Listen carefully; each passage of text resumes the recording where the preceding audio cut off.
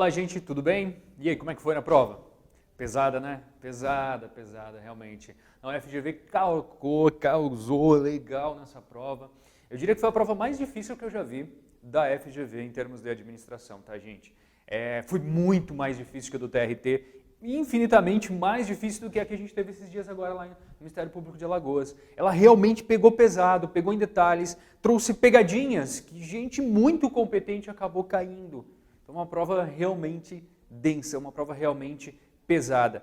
Que no meu ponto de vista, né, não faz muito sentido. Essa é a minha grande crítica, né, como servidor público, trabalhando com gestão de pessoas, trabalhando em concurso público, né, vendo a frustração e o trabalho, a dedicação de vocês aqui. Essa é a minha grande crítica às bancas. Bancas boas que percam fazendo isso. Claro que alguém vai ficar feliz, alguém vai pontuar. Mas pode ter certeza que aquela pessoa que pontuou bem também chutou algumas questões que não sabia. E aí, para entrar no chute, poxa, faz loteria, né, cara?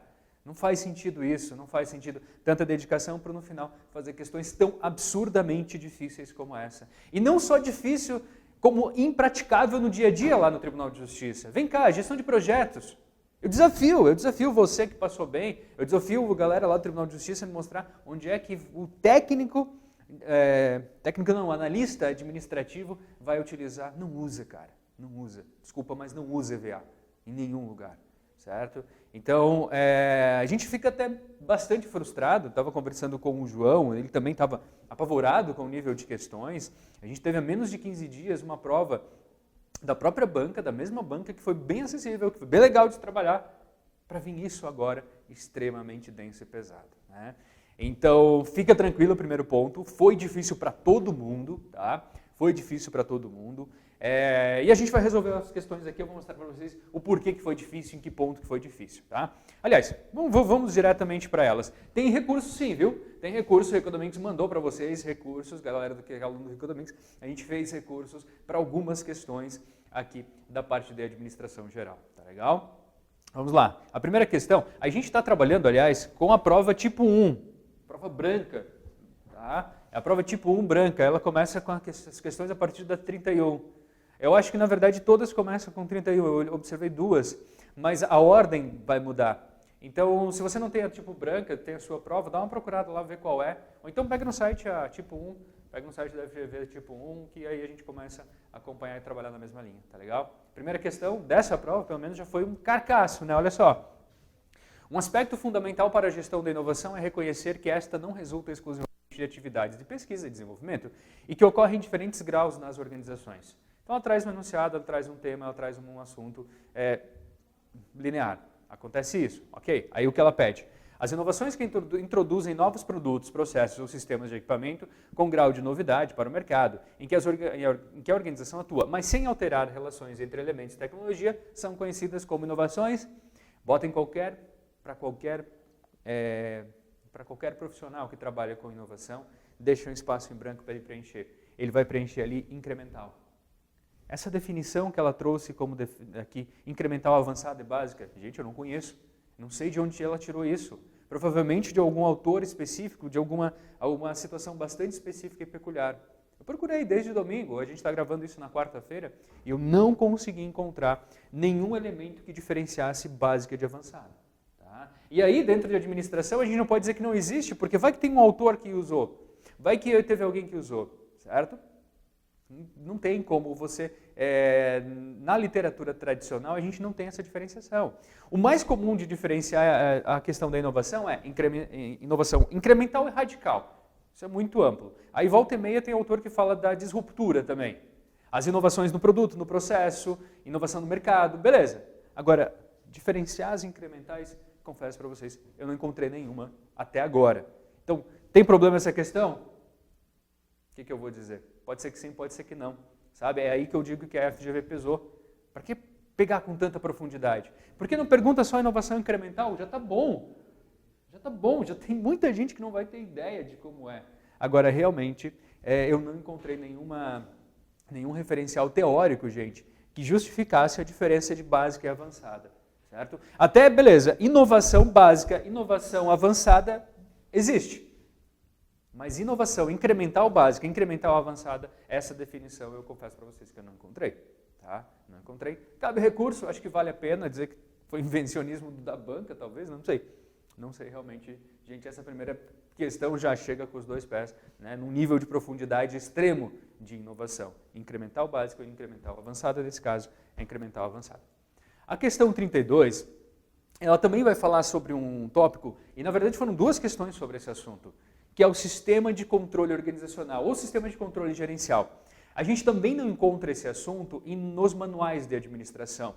Tá? Se você pegar aqui a Venato, se você pegar o Robbins, se você pegar qualquer outro, certo? Você não vai encontrar, porque é um termo novo, é um termo que a gente está trabalhando há poucos anos. O que eu encontrei foram essa definição em alguns artigos, né, artigos recentes de pesquisa, que inclusive na hora de tentar contextualizar e conceituar sistemas de controle organizacional, conceitua sistema, conceitua controle, conceitua organizacional. Então a gente não tem uma definição específica para a área de sistemas de controle organizacional. De todo modo, essa questão dava de fazer pelo contexto da administração. Tá? Então, sistemas de controle organizacional eficazes devem atender a alguns critérios gerais, tais como precisão, rapidez e inteligibilidade. No entanto, para serem eficazes, os sistemas de controle precisam também se adequar às necessidades de cada organização, levando em conta suas características, ou seja, os sistemas de controle precisam se adequar aos fatores contingenciais que condicionam sua eficácia. Um fator contingencial relevante e seu impacto no sistema de controle organizacional são, respectivamente. Então, um fator contingencial relevante e o impacto no sistema de controle contingencial. Poxa, mas para responder isso eu vou ter que saber o que é o sistema de controle organizacional? Realmente vai. Isso a gente precisa saber, né? E lembrar que sistema de controle organizacional são os controles da organização nos seus mais variados caminhos, nos seus mais variados pontos, nas mais variadas dimensões de uma organização. É o sistema de controle, eu preciso controlar essa organização. Bom, e como é que vai trabalhar? Como é que vai funcionar isso aqui? Certo? Ele pediu um fator contingencial. Fator contingencial. Lembra que contingencial depende. Então, qual é o fator que acontece na organização que interfere diretamente nos sistemas de controle? Essa era a pergunta. Então, isso dá para a gente resolver, mesmo sem um conhecimento aprofundado de sistemas de controle gerenciais, né, esse conceito novo que está sendo trabalhado. Se a gente só levar para o conceito geral, a gente consegue trabalhar. Então, o que eu tenho aqui? A estrutura organizacional descentralizada é um fator contingencial. O pequeno porte organizacional é um fator contingencial, ou seja, é um fator, é uma característica da organização, mas é daquela. Não é uma característica que é de todas as organizações, é só daquela. Então, estrutura organizacional descentralizada, ok. Pequeno porte organizacional, ok. Grande porte organizacional, que seria o oposto, nível hierárquico alto e alta relevância da atividade. Então, percebam que aqui eu tenho os fatores organizacionais. O que a questão quer? Ela quer um impacto, né, do sistema de controle nesse fator contingencial. Então, o que eu tenho aqui? Controle na letra A. Estrutura organizacional descentralizada. O que ela exige dos controles? Essa é a pergunta. Estrutura organizacional descentralizada exige controles diversificados e abrangentes? Aí a gente tem que lembrar o que é uma estrutura organizacional descentralizada. A tomada de decisão, ela acontece lá na base. Ela acontece nos níveis hierárquicos inferiores. Lembra? Muitas pessoas tomando decisão de maneira uniforme, cada um toma do seu modo, a gente vai duplicar esforços, ou seja, ela exige, então, que eu tenha controle diversificado e abrangente? Exige. É uma exigência da organização descentralizada. Agora, olha por que não são as demais. O gabarito era esse aqui e esse aqui está certinho. Pequeno porte organizacional. Uma organização de pequeno porte, o que ela exige de controle? Ela exige que um sistema definido de forma participativa? Não, não exige. Ele pode ser imposto. Mas se for participativo, funciona também. Então, entende? Então, por isso que não é o gabarito. Ela não exige, certo? Ela não tem esse impacto, essa necessidade.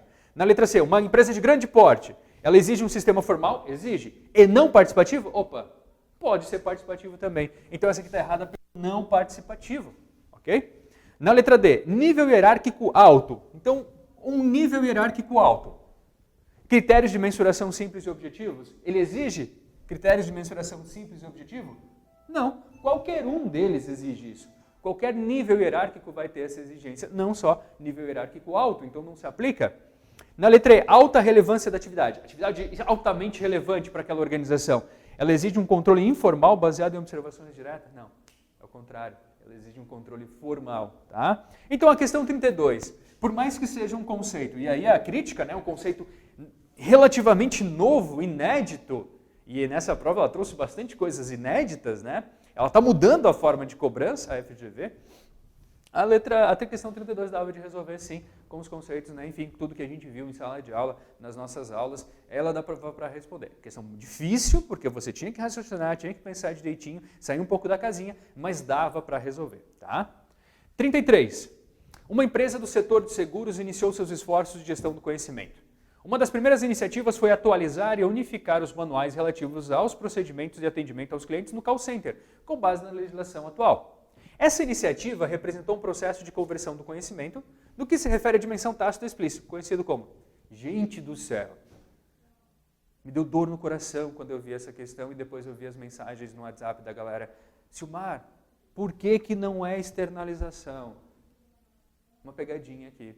Ela joga para a gente, essa iniciativa representou um processo de conversão do conhecimento no que se refere à dimensão tácita explícita.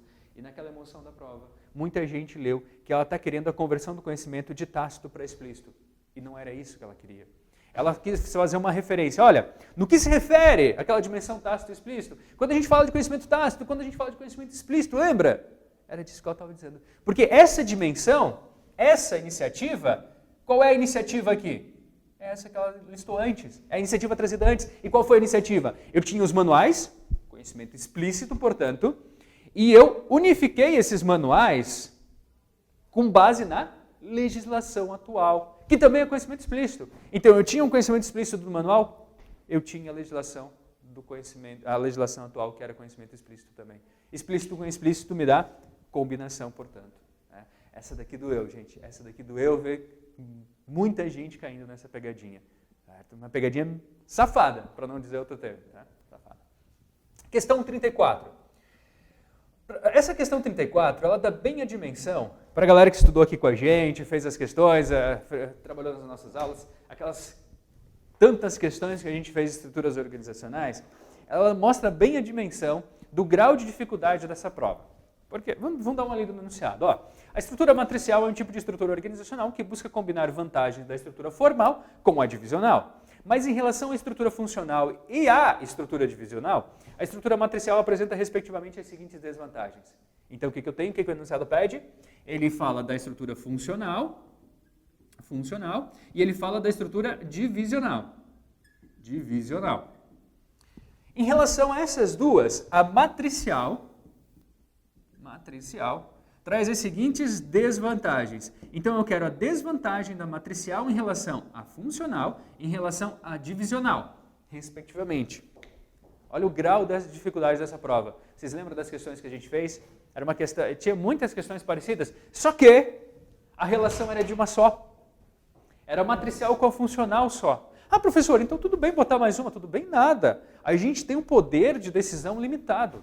Quanto mais elementos para tomar decisão, mais difícil fica, mais complexo fica. Tem uma série de técnicas de vendas que fala, você põe só mais um elemento para vender mais um elemento que já existia.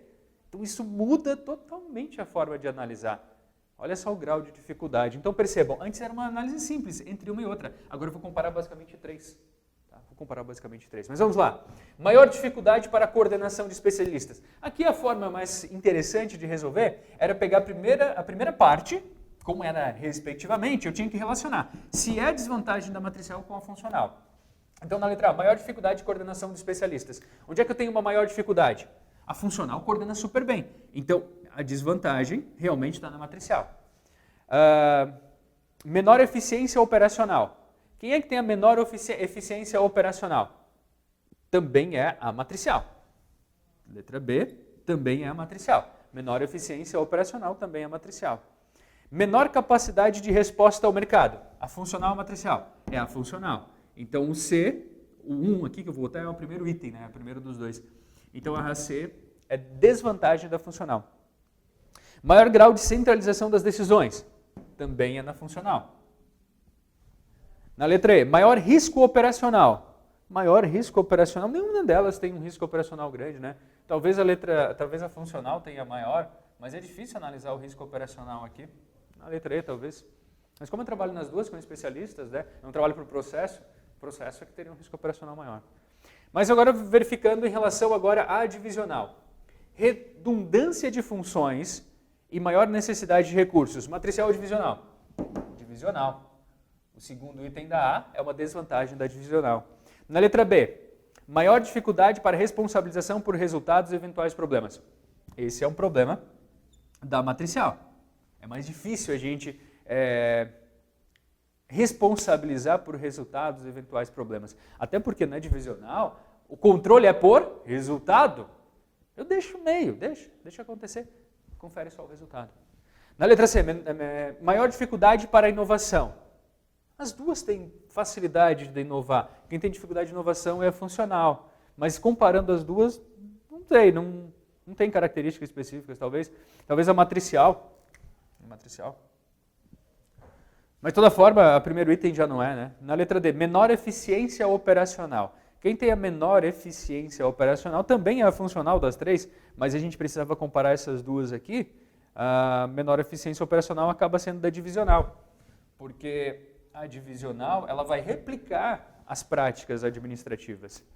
Maior dificuldade para adaptação a mudanças tecnológicas, vou jogar aqui na conta da matricial também, até porque a gente está falando basicamente a mesma coisa, né? Inovação, mudança tecnológica, tá bem junto, tá? Então o gabarito ficou aqui a letra B.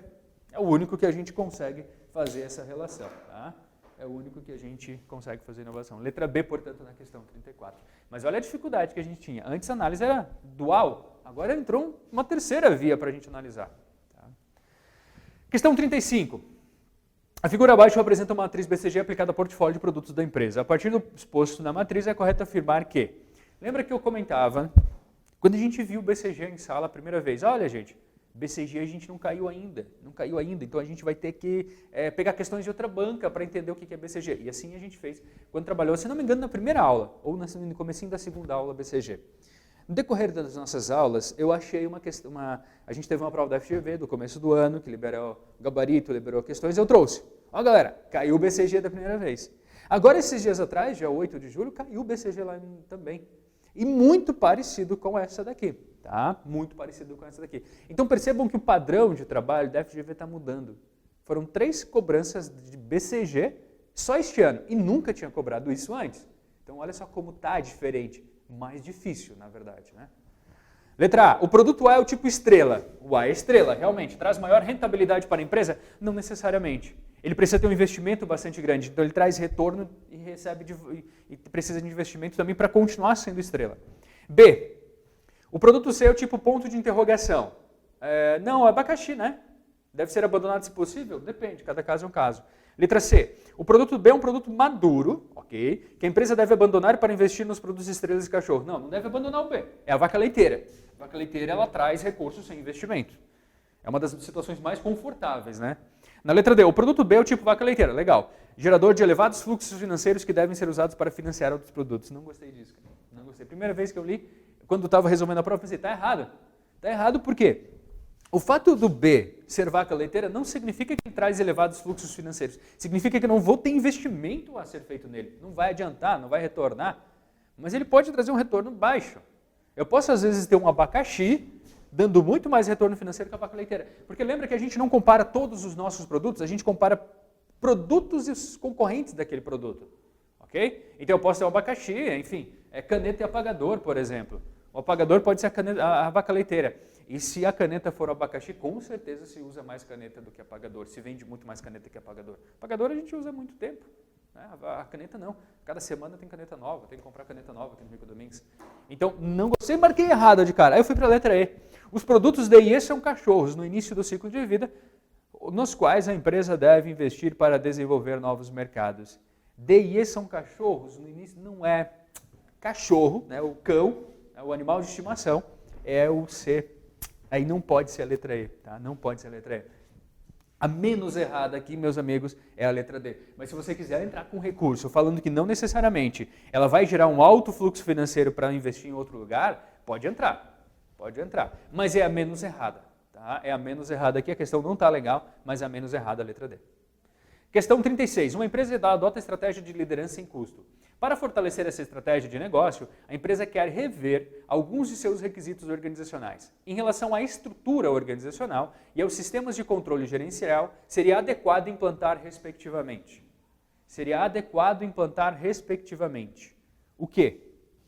Então, de novo aqui, ela pediu, ligado à estrutura organizacional, liderança em custo, sistemas de controle gerencial. Então, mais uma vez, trouxe esse tópico que é inovador, né, que é um tópico recente, que está sendo discutido ainda no âmbito da pesquisa da administração. Não é algo que já é consolidado, ok? Então, em relação à estrutura organizacional, os sistemas de controle seria adequado implantar respectivamente. Lembrando que a empresa tem liderança em custo, ou seja, os processos precisam ser bem trabalhados. Eu preciso gastar menos com o meu processo. Como é que a gente vai trabalhar? Então, como é que vai lidar? Letra A, relações de reporte simples. Sim. Diretrizes amplas de tomar decisão? Não. Diretrizes amplas de tomar decisão? Não. A diretriz de tomar decisão tem que ser mais restrita. Não pode perder muito tempo com a tomada de decisão. Letra B, quadro executivo restrito. Ok. O quadro de execução tem que ser o mais enxuto possível. Metas de custos quantitativas. Perfeito. Está aqui o gabarito, letra B.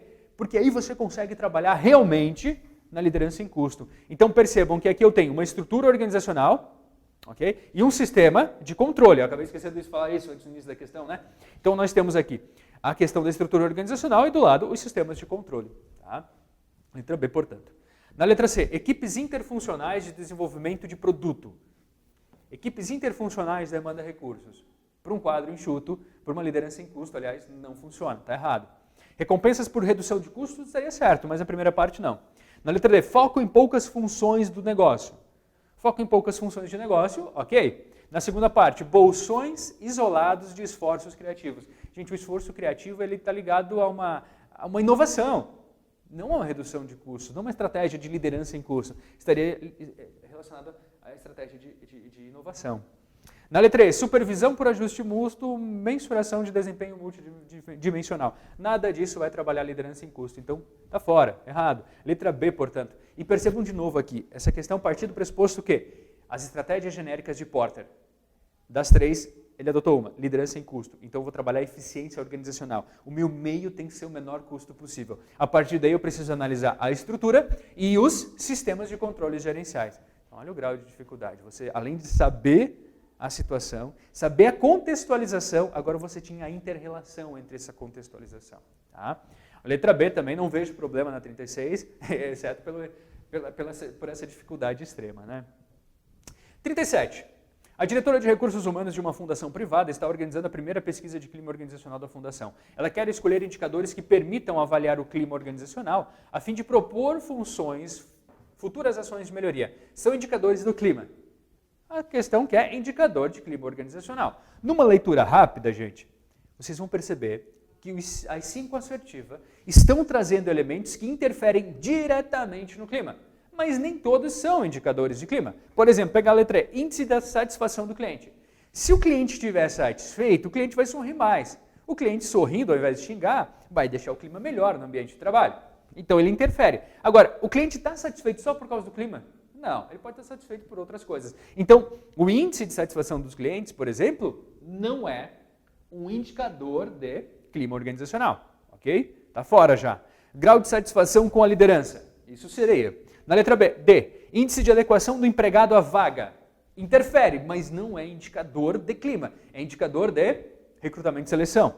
Índice de retenção, sim. Quanto mais eu retenho as pessoas, melhor está o meu clima organizacional, com toda certeza. Turnover, a rotatividade, sim. Grau de satisfação com a organização, também. Índice de qualidade do trabalho, sim. Quanto melhor for o meu trabalho em equipe, né? Quanto melhor for o trabalho em equipe, melhor está o clima, então sim. Absenteísmo total, ausentismo, né? A pessoa que falta, chega atrasada, sim, também. Opa, dois gabaritos? Não, tem 3. Na letra A, grau de satisfação com os pares, também é um indicador. Grau de satisfação com políticas e práticas e recursos humanos. Ou seja, o gabarito foi letra A, mas a gente vai entrar com recurso para anular essa questão, porque tanto a letra B quanto a letra C também são indicadores de clima organizacional, sim senhor. Também são. Então a banca viajou aqui, ou trouxe algum autor, ou pegou algum autor muito específico, muito restritivo. Mas a maioria dos autores realmente considera as 3 possibilidades. Na letra D e letra E, o índice de adequação, esses 2 termos aqui que começam com índice, adequação do empregado à vaga e satisfação dos clientes, não são indicadores de clima organizacional, por mais que eles estejam relacionados também como influenciadores. Tá? Então, questão 37, recurso sim. Questão 38. A figura abaixo mostra uma matriz do tipo 9box com parte das saídas de uma avaliação de desempenho com foco em competências. O gráfico mostra as entregas confrontando com atitudes e valores de 4 profissionais da organização XYZ. O profissional A, o B, o C e o D.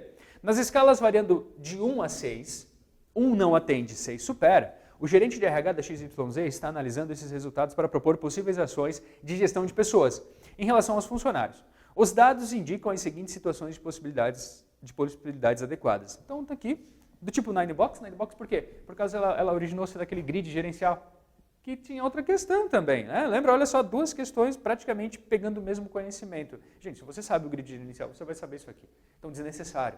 Certo? Desnecessário perguntar duas vezes. Assim como perguntou duas questões a respeito do sistema de controles organizacionais, gerenciais, enfim. Também desnecessário aqui. Mas vamos lá. Então, eu tenho aqui no eixo Y atitudes e valores. Esse era o meu maior medo, né? Que ele não trouxesse os elementos, mas trouxe. E as entregas. Então, ligado a valores e ligados a entregas a trabalho. Vamos ver. Letra A. O A, esse 1, está em começo de carreira e mostra desempenho adequado, indicar para programa de trainees ou coaching. Ele não tem desempenho adequado, ele não está fazendo nada. Ele não está nem ligado aos valores, nem às entregas. No começo de carreira, a galera está muito empolgada. Começo de carreira, ela já vai estar mais ou menos por aqui assim, cara. Não está errado. Letra B.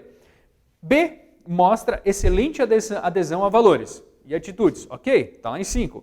E entrega adequada. Opa, nada de entrega. Ele está muito pegado aos valores, mas não traz isso para a vida real. Então, entrega não, está errado. C. D. Mostra excelente adesão aos valores desejados, ok, porém falta entrega, indicar para a qualificação técnica. Tá certo, ele tem o máximo dos valores, mas está quase no mínimo das entregas. Então, perfeito. Uma leitura gráfica básica essa daqui. Essa aqui eu acho que foi a questão mais simples que a gente teve na prova. Né? Na letra D. C. Não entrega, na prova de administração pelo menos, né? Parece que teve outras lá que foram bem mumu.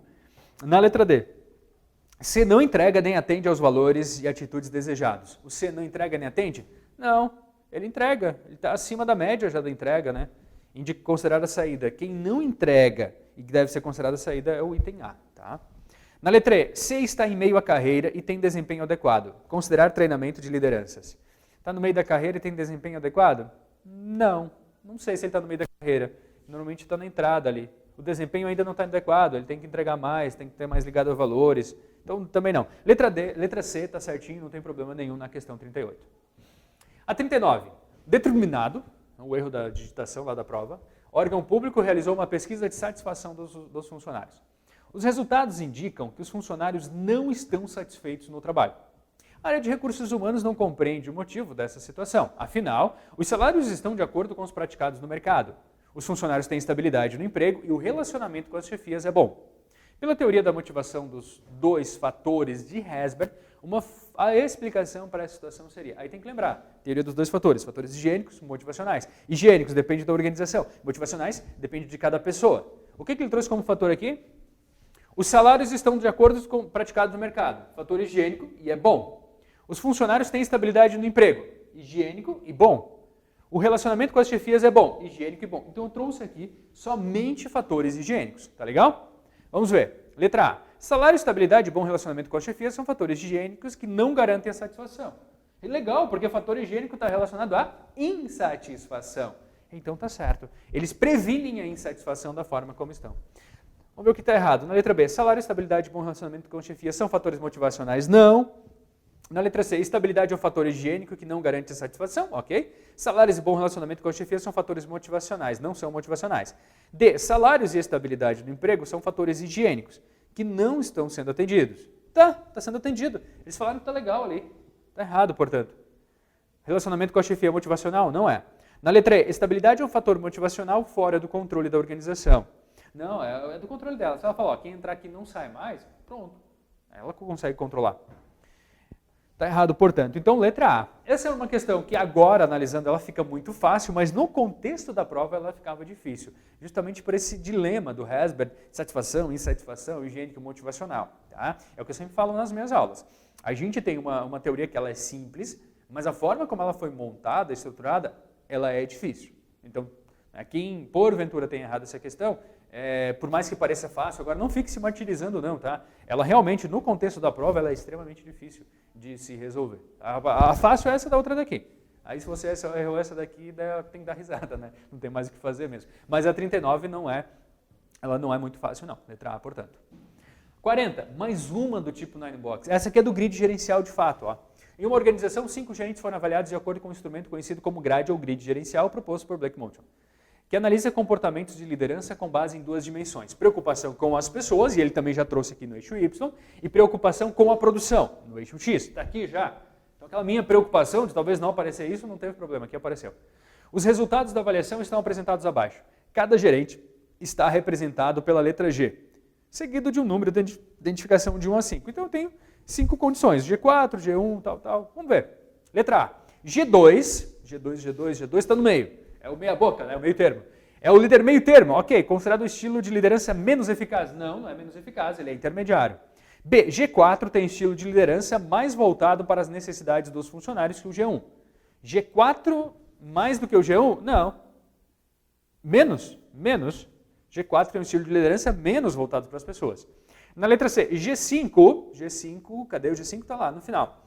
Tem um estilo de liderança conhecido como líder de tarefa, ok. Considerado menos eficaz pelo modelo. Não é o menos eficaz, mas também é um dos menos eficazes, né? Letra D. G3 tem um estilo de liderança conhecido como líder de equipe. Considerado o mais eficaz como perfeito. G3 está aqui, é o líder de equipe, é o perfeito. É o que entrega bastante e bastante voltado para as pessoas. Está aqui o gabarito. Na letra E, dentre os 5 gerentes, G1 é o líder mais próximo do estilo conhecido como negligente. Não, o mais próximo é o G4. O G1 é o oposto do G5. Os caras devem ficar se atretando horrores. Um fala que o outro não trabalha, o outro fala que ele é truculento, né? É que é grosseiro, por aí vai. Mas nenhum dos dois é eficiente, tá? Nenhum dos dois. Então, letra D, portanto, na questão 40. Questão 41. Tomada de decisão, teoria da decisão. O diretor de uma organização está considerando transferir a sede para o centro da cidade. A intenção é estar situado em um local de acesso mais fácil para os seus clientes e funcionários. A organização paga aluguel de R$50 por metro quadrado no local atual. E o presidente está disposto a pagar até R$65 por metro quadrado no centro da cidade. Ao final de uma rodada de negociação com o proprietário do imóvel no centro, este declara que não aceitará menos de R$70 por metro quadrado. O que faz o presidente desistir do aluguel e manter a organização no imóvel atual. Com base na situação descrita, é correto concluir que... Então, deixa eu desenhar aqui só para a gente entender certinho o que foi feito nessa negociação, nesse contexto organizacional. Percebam que cada um estava preparado de um modo diferente, né? Quem queria alugar, a organização paga um aluguel de R$50 por metro quadrado no local atual e o presidente está disposto a pagar até 65. Então hoje ela está pagando 50, mas ele pode pagar, mudar de lugar, pagando até 65. Aqui está a margem, né, de oferta do presidente. Ok? Ao final de uma rodada de negociação com o proprietário do imóvel do centro, esse declara que não aceitará menos de R$70. E o proprietário do imóvel, ele quer de R$70 para cima. O proprietário. Certo? 70 para cima. Ou seja, percebam que a gente não tem uma relação, um momento ou um ponto onde eu tenho convergência, onde as duas retas se encontram, né? Ficou um gap aqui de R$5. Então não dá. Não vai funcionar, não vai acontecer. Dessa forma, o que eu tenho? Letra A. A zona de acordo possível era de R$5 por metro quadrado. Não, não é R$5 por metro quadrado. Eu não tenho isso. Né? Não é zona de acordo. Está faltando isso. Na letra B. O preço de reserva do presidente é R$50 por metro quadrado. O preço de reserva não é R$50. O preço de reserva, ele está aqui. Ele é R$65. Na letra C. O preço de reserva do proprietário do imóvel era de R$70 por metro quadrado. Sim. O preço de reserva era até onde ele pode ir, R$70. Na letra D, o preço de reserva e a MANA, eu esqueci agora o termo, a melhor alternativa à negociação do acordo. Melhor alternativa à negociação do acordo do presidente era o aluguel atual de R$50 por metro quadrado. Não, não era a melhor alternativa, ele não falou, não chegamos nisso. Na letra E, a melhor alternativa à negociação do acordo do presidente era alugar o novo local por 65 por metro quadrado. Não, essas duas informações a gente não tem aqui, a gente não sabe. Eu só sei realmente que o preço de reserva do proprietário era R$70 e por isso está tudo certo. Tá? Por isso a letra C. Não tem problema, portanto, nessa questão também, 41, tudo certinho. 42, essa é uma questão, sim, com recurso. Também vamos pedir para anular por excesso de respostas ou por falta de informação para a gente chegar onde ele quis. Tá? O que ele trouxe aqui? Um gerente precisa montar uma rede PERT de um projeto para redução de custos de uma organização em que trabalha. Uma das atividades cruciais do projeto é a redefinição do espaço físico do escritório. Redefinição do espaço físico. Redefinição do espaço físico do escritório. REF. O gerente trabalha com as seguintes estimativas para a duração dessa atividade. Então eu tenho a otimista, que vai demorar 32 dias, eu tenho a pessimista, que vai demorar 70 dias, tá? E eu tenho a mais provável, que vai demorar 42 dias. O tempo esperado para essa atividade é de... Quanto que é esse tempo aqui, que eu vou botar embaixo nessa atividade? Redução do custo da organização. Uma das atividades do projeto é a redefinição do espaço físico do escritório central. Então, a gente tem duas formas de resolver isso que são defendidas pelo PMI. Tem uma forma que é a triangular, que é uma média simples. A média simples, a gente vai somar os 3 e dividir por 3. Então, na média simples, terei a mesma ponderação. Tá? Deixa eu botar aqui do lado. Então, vai ser 32, vai ser 42 e vai ser 70. Ou seja, somando tudo isso, eu esqueci de fazer essa conta antes. Deixa eu pegar aqui rapidão. 32 mais 42 mais 70 vai me dar 144. 144. Se eu dividir 144 por 3, fazendo essa divisão por 3, não dá 144. 32, 70 e 42. 32, 70, eu digitei coisa errada aqui. 32 mais 70 mais 42. 144. Dividido por 3. Não. Igual, 144. Ah, tem que dividir ali. Agora deu.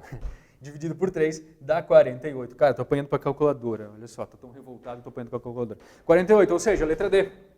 Tá, letra D. Isso pode acontecer. Essa triangulação, essa resolução triangular, com a mesma ponderação, o PMI indica para que a gente faça, para esses tempos, nos processos, né, nos projetos, aliás, que a gente não tem um feeling de trabalho, não tem uma rotina de trabalho. Primeira vez que eu estou fazendo, é algo inédito. Então, eu lanço e as mesmas informações, e as informações têm o mesmo peso. Como eu nunca fiz o trabalho, não tem como eu definir que o mais provável de fato vai acontecer, que o pessimista vai acontecer. Então a gente trabalha com médias iguais. Agora, quando eu já estou fazendo um projeto há muito tempo, é frequente, eu estou repetindo, o PMI fala de você fazer no estilo beta, no estilo PERT. Tá? Ele chama a metodologia PERT de cálculo do PERT. Como é que seria? Seria vezes 1, ou seja, 32 para o otimista. O provável, como eu já estou fazendo há bastante tempo, muito provavelmente eu tenho, eu tenho razão nisso, então eu multiplico aqui por 4, 42 vezes 4 vai me dar 160, eu acho, né? E alguma coisa, 42 vezes 4, 168. E o pessimista vezes 1 também, e vai dar 70. Soma tudo, então 168 mais 70 mais 32, que vai dar 270. E agora eu vou dividir por 6. Dividir por 6 que dá 45. Ou seja, que eu também tenho aqui. Letra C e letra D são respostas possíveis. O gabarito da questão trouxe letra C. No entanto, gente, quem for fazer, que conhecia e lembrava das duas possibilidades, ao ler que o gerente quer montar uma rede PERT no projeto para reduzir custos na organização que trabalha, e a atividade é o espaço físico, poxa, eu não fico todo dia fazendo redução do espaço físico. Então é novidade. Muito provavelmente, quem conhece a fundo, aplicou isso aqui. Porque é inédito. Porque não é uma rotina de projeto. Não é um projeto que você já fez várias vezes, né? Enfim, aplicou isso aqui e errou pelo gabarito. Né? Então aqui a gente também pode entrar com recurso, porque a gente tem duas possibilidades de chegar no resultado e as duas estão aqui. As duas estão apresentadas, 45 ou 48 dias, tá? Também questão que deve ser anulada por 2 gabaritos possíveis. Ou falta de informação no enunciado, como você queira alegar. Se ele trouxesse no enunciado qual método, se é o método triangular ou o método PERT, beleza. Mas ele não trouxe. Então, problema também na questão 42. A questão 43 é uma questão bastante simples. Muito simples até, muito básica. Só que acabou ficando um pouco confusa, porque ele trouxe uns quadrantes ali que a gente não está acostumado. Então fugiu um pouco do comum, mas ela é bastante simples, tá? Vamos desenhar de maneira diferente aqui, como a gente está acostumado, vocês vão perceber como ela fica fácil de resolver. Um administrador precisa realizar a troca das estantes da parede do escritório em que trabalha. As novas estantes já se encontram na empresa. Para isso, ele elaborou um diagrama de atividades para o projeto, como representado abaixo. Então, eu trouxe o diagrama: retirar as estantes, preparar a parede e instalar novas estantes. No canto esquerdo dos quadrantes é informado o número da atividade. Então, 1, 2 e 3. São 3 atividades. Vou colocar aqui, como a gente está acostumado. Atividade 1, atividade 2 e atividade 3. Com início e fim. Tá? Início e fim. No canto direito, a estimativa da atividade, da duração, 3, 7 e 5. Então, vou botar embaixo. Demora 3, demora 7 e demora 5. O prazo exigido para a conclusão do projeto é de 20 dias. Então, eu tenho um prazo para executar isso aqui de 20 dias. Esse é o meu prazo, 20 dias. Com base no exposto, é correto afirmar que a folga livre da atividade 1 é 3 dias, a folga livre da atividade 3 é 2 dias, a folga total do projeto é 5 dias, o caminho crítico do projeto tem a mesma duração da soma das folgas livres de cada atividade. Quem tem um mínimo de informação sobre caminho crítico, dá risada quando vê essa letra D, né? Como assim? Caminho crítico com folga? Não faz sentido, né? Não faz sentido. Tá? Ah, professor, mas ele está dizendo que é igual o número. Cara, mas eu só tenho um caminho. Se ele for o caminho crítico, não vai ter folga. Então, não. Letra E. Se a atividade 1 não tiver atraso e a atividade 2 atrasar 2 dias, a folga total do projeto passará a ser 3 dias. Então, na verdade, tirando essa aqui que está muito tosca, letra D, a gente vai ter que fazer cálculo para ver essa questão de folgas. E aí é muito simples também. Por que é muito simples? Porque eu tenho que entregar o projeto em 20 dias. Sendo que eu tenho quanto tempo para trabalhar? A necessidade de cada atividade é 3, em 3 eu chego aqui no final, mais 7, ou seja, no 10 eu cheguei exatamente ali, no 15º dia eu consigo, se eu não parar em lugar nenhum, chegar no final da atividade. Ou seja, eu consigo fazer as atividades todas em 15 dias. É dias isso? É dias. Em 15 dias. E eu tinha 20. Então 20 menos 15, isso vai me dar 5. Ou seja, essa é a folga total do projeto. Essa é a folga total que eu tenho para trabalhar durante todo o projeto. E olha só, está na letra C direto. A folga total do projeto é de 5 dias. Folga total do projeto é de 5 dias. Tá? O que mais a gente tem ali? Letra A, a folga livre da atividade 1. O que é folga livre? Lembra que a folga livre é aquela folga onde a atividade tem, que ela necessariamente vai ficar parada. Não adianta, ela não vai conseguir tocar adiante. E ela ficando parada não vai atrapalhar nenhuma outra tarefa, nenhuma outra atividade. Aqui não. Se eu parar um pouquinho na atividade 1, o 2 atrasa. Se eu parar o 2, o 3 atrasa. Lembra? Então eu não tenho folga livre. Logo a letra A e a letra B são erradas. Não existe folga livre. O que existe é uma folga total de 5. Tá? Folga livre existiria se porventura aqui, ó, vou botar em vermelho até para a gente não confundir. Como é que seria a possibilidade de existir uma folga livre? Eu teria uma atividade 4 que demorasse 4. Atividade A, vou chamar atividade A com demora de 4 dias. Aí o 1 tem folga livre de 1 dia, porque não consegue continuar. Mas da forma como teve, não. Da forma como veio, não tem nenhum problema aqui restringindo, então não tem folga livre. Eu vou trabalhar folga total, que ela se aplica em todo o caminho. Letra A e letra B também está fora, a letra D é ridícula e a letra E. Se a atividade 1 não tiver atraso, não teve atraso, ok? E a atividade 2 atrasar 2 dias. Então, ao invés de eu terminar no 10º, eu terminei no 12º. 12º dia. A folga total do projeto pode ser de 4 dias. Você termina no 12º dia, mais 5 vai para 17 aqui. 17. 20 menos 17 me dá 3. Não é 4, passará 3 dias. Então também está errada a letra D. Então percebam? Muito básica, muito simples. A única coisa que eu às vezes poderia pegar um pouquinho é a forma de ler as informações, mas vocês já tinham feito bastante questões disso, acho que não teve nenhum problema também não, tá? Essa também foi uma questão básica demais. E comparado com as outras, então, meu Deus do céu, né? Comparado com as outras, meu Deus. 43, portanto. A última dessa daqui, que é de chorar. Ainda comentei com vocês várias vezes, não, o PV lá, a VFGV foi muito complicada, a curva S, ela não vai calcular de novo a curva S, imagina, né? Na dissertativa teve uma pessoa só que acertou, é muito difícil, apareceu a desgraçada de novo. Né? E aí eu fico pensando, quando que isso vai ser colocado em prática? Nunca, absolutamente nunca, certo? Então, ou você conhece muito de uma informação, você tem muito um conhecimento que não vai ser aproveitado no local de trabalho, ou você chutou essa questão.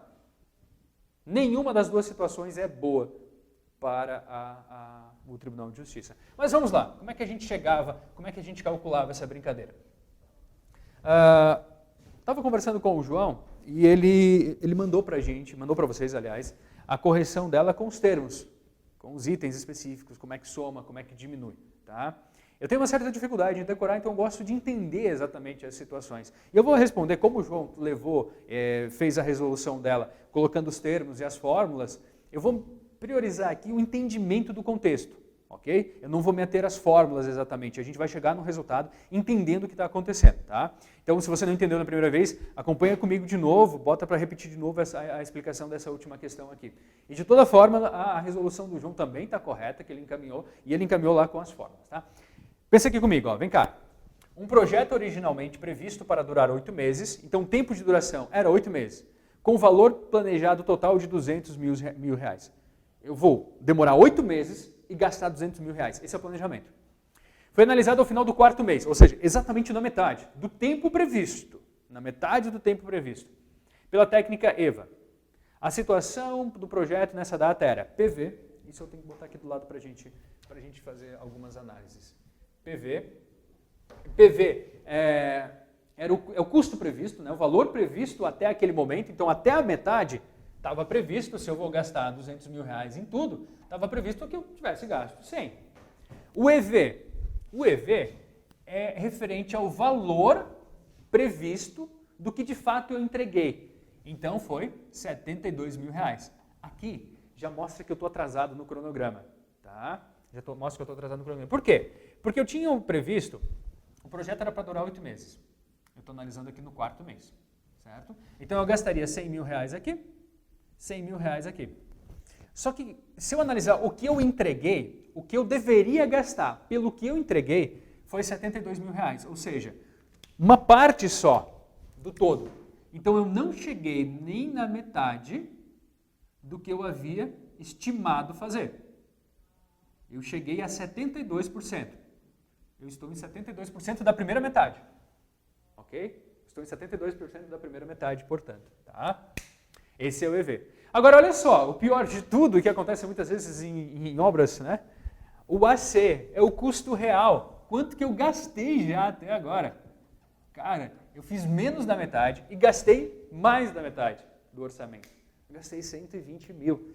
Então, o meu gasto para fazer 72% da primeira metade, ou seja, se a gente considerar o projeto todo, dá só 36%, né? Isso, 36% só do projeto. De 120 mil para 36% do projeto. Então, ele está atrasado e gastando mais ainda. Essa é a realidade no 4º mês. Tá? Agora, vamos ao que ele pede. O gerente do projeto quer estimar e indicar o indicador ETC. ETC é a estimativa para concluir o projeto. Ou seja, quanto que falta para a gente chegar até o final do projeto? Quanto que falta para a gente entregar, de fato, o projeto? Para a gente chegar no final? Como desempenho de custos. Indicador ETC como desempenho de custos para 2 cenários. Isso aqui também é importante. A curva S, ela analisa tanto o tempo quanto os custos. No caso, a gente vai trabalhar só com a questão custo, só com a variável custos. Para 2 cenários. No cenário 1, a gente vai calcular o ETC, essa estimativa total de custos ou para concluir o projeto, com base no valor planejado. ETC via PV, com base no valor planejado. O restante do projeto seguirá a tendência do índice de performance de custo. No cenário 2, a gente vai calcular o ETC com base no indicador, no CPI. Tá? Esse indicador é como se fosse a velocidade da obra. Quanto que a obra está andando agora, em termos de custo e de prazo? Tá? Os respectivos valores de ETC para os 2 cenários são... Então, primeiro eu vou calcular com base no PV. Tá? Acompanha aqui comigo agora. O que aconteceu? Nós estamos no 4º mês. Só que eu só fiz 72% da obra. Certo? Falta quanto ainda para concluir? Falta 28%. E depois mais outros 100%, né? Mais a outra metade da obra. Mas pegando dessa primeira metade aqui, falta 28%. Pelo primeiro cálculo que eu quero, o restante do projeto de acordo com o valor planejado. O valor planejado é que em cada metade eu gastasse 100%. Então, quanto falta ainda para concluir a primeira metade? Se falta 28% de 100 mil, falta 28 mil. 28 mil para a primeira metade. O restante, mais 100 mil. Mais 100 mil. Ou seja, para calcular de acordo com o valor planejado, eu vou gastar 128 mil. Está aqui. Se você conseguisse chegar até aqui, eu já tiro o chapéu para você, obviamente, você foi foda pra caralho, mas aqui a gente já tinha o resultado, tá? A gente já tinha o resultado. Quer ver como dá para chegar no final? A segunda parte é mais complicadinha, tá? Se ele quisesse deixar a questão extremamente difícil, né? Já é extremamente difícil, né? Mas mais ainda, ele teria colocado umas 2 opções com 128 mil aqui. Não foi o caso, mas tudo bem. Se bem que daí dava para chutar mais fácil, né? Quem não sabia nada, assim, não repetiu nenhum número. Enfim, vamos lá. Como é que eu chego nesse 213 mil, né? Como é que é o segundo caso aqui? Então, no primeiro, só recapitulando, ele quer saber quanto vai gastar para o final se ele conseguir adequar aos valores planejados. Nos valores planejados, faltaria 28 mil para chegar até a metade da entrega e faltaria mais 100 mil para a segunda metade. Tá? Então, 128 mil. Agora, de acordo com o CPI, o que é isso? É o índice de performance de custo. Como é que é o índice de performance de custo? Para chegar no CPI, a gente vai dividir esse valor entregue, o EV, pelo custo da entrega. Então, o valor entregue é 72 mil. O custo da entrega, o valor estimado, né, o valor planejado da entrega foi 72 mil. Agora, o custo real da entrega foi 120 mil. 72 dividido por 120, o CPI vai me dar 0,6, ou seja, 60%. Então, esse índice está em 60%, ok? Bom, partindo do pressuposto que no planejamento eu ainda tenho 128 mil para gastar, pelo planejado eu gastaria mais 128 mil. Se eu aplicar o índice, que é na verdade a velocidade dos custos, quanto que está sendo alterado, a gente vai ter exatamente o tempo que falta, aliás, o custo que falta, o ETC, a estimativa para concluir, com base no indicador. Tá? Seria como se a gente está tendo esse problema. E esse problema vai acontecer também para o que falta fazer. Então você pega os 128 mil e divide por 0,6. Deixa eu só fazer por desencargo de consciência essa relação rápida aqui. 128 dividido... Opa, não fechou aqui. Estou apanhando para a calculadora, rapaz. 128 dividido por 0,6. Que vai dar 213.333,33. Então, 213.333,33. Ou seja, está aqui, portanto, nessa segunda parte. Tá? Então, na lógica, o que eu tenho? Só recapitulando de novo. E aí, se você não entendeu, deixa eu explicar mais um pouquinho aqui. E aí você volta do começo à explicação.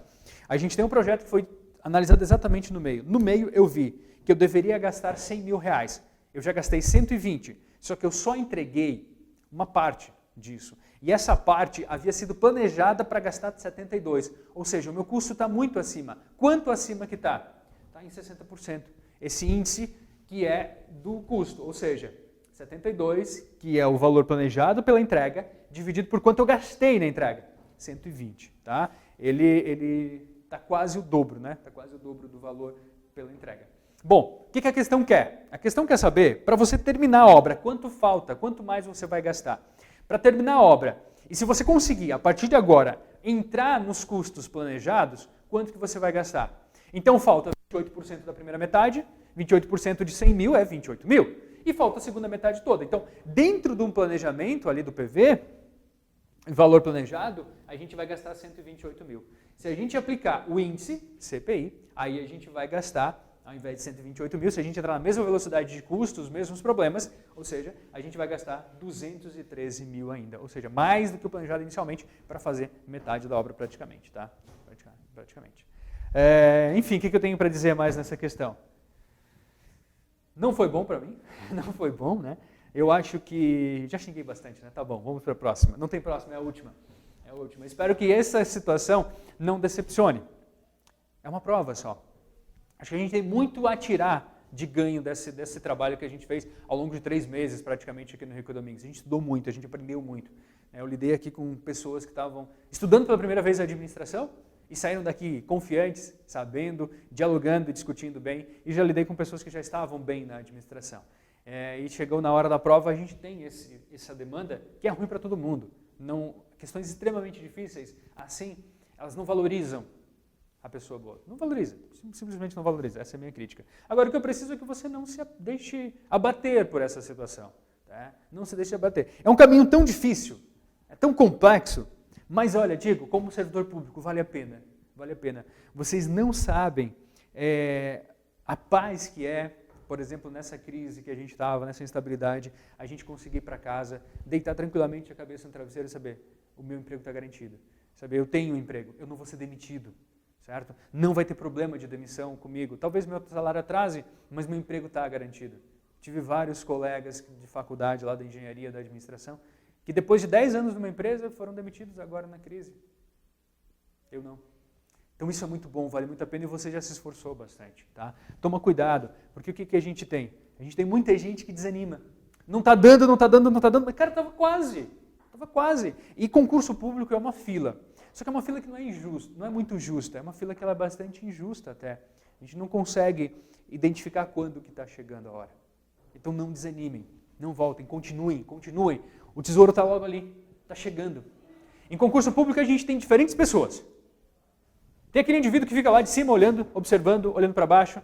E vocês não vão passar, não vai dar certo. Cara, não dá ouvido para esse cara. Deixa ele de lado, deixa ele. Eu tenho aquele um que está no oba-oba. Vou estudar, vou fazer concurso público, mas estou viajando, estou de boa. Tem esse cara também. Tem aquele que dá ouvidos para o cara que ficou lá em cima, que nem começou a cavar, e que simplesmente cruzou o braço e falou, tem certeza? Não vai passar. É muito difícil. Não vai dar certo. E aí tem gente que se deixa abater. Meu Deus, quero sair daqui, não vai dar certo, não consigo nunca, é do caralho, é do caramba, é do capeta, essas matérias não vai dar. Não seja esse cara também. Não seja nenhum desses três. Nenhum desses três. Continue. Por que a gente tem? A gente tem logo chegando um momento. Um momento onde você consegue já. E aí você tem um tesouro. Alguns sossegam ali e ficam super felizes com aquele momento. E é muito bom, já passei por isso também. Alguns ainda vão adiante. Eu não sei exatamente em que ponto que você está, se você já tem um cargo público, se você está buscando outro. Enfim, busque mais.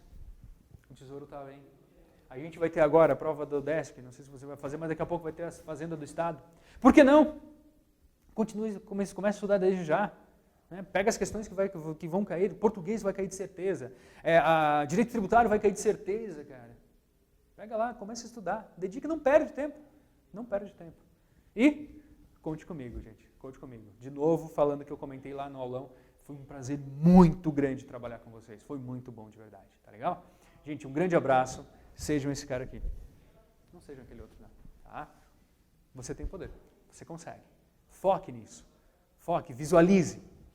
E conte comigo por que precisar, gente. Valeu? Um grande abraço e até a próxima.